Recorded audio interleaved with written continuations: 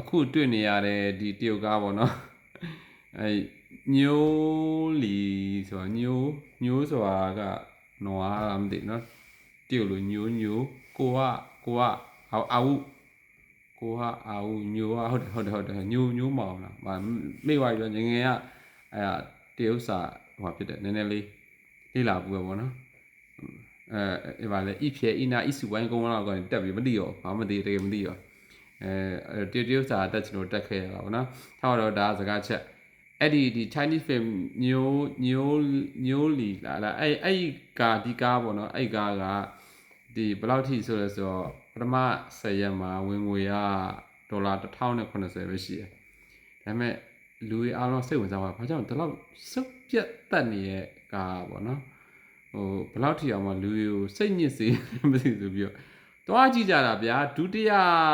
အဲ့နောက်ပိုင်း9ရက်ပေါ့နော်အဲ့9ရက်ပေါ့ဒီနေ့ဒီဖြစ်ပေါ့အဲ့ဒါ2.1 million ဖြစ်သွားတယ်เนาะကျွန်တော် Spider-Man တို့ဘာတို့ဒီအဲ့ box of ဟိုဗာလဲဟို Spider-Man တို့ဘာတို့ ਨੇ သူကเนาะအဲ့ဒီ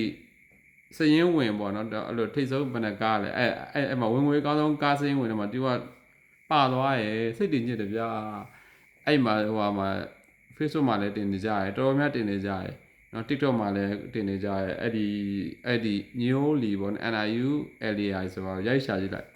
စိတ်တွေပါပြတ်သွားမယ်ဗျာဘဝမှာအဲ့လောက်ထိစင်ကြစ်စရာကောင်းတဲ့ကားကိုမမြင်ဘူးနော်ကိုယူအားအဲ့လောက်ကြည့်ရောရီရမှာလားဘာလို့မှမသိတကယ် okay နော်ဒါဒီနေ့အတွက်အရန်အထူးခြားဆုံးသတင်းမှာစိတ်တွေပါပြတ်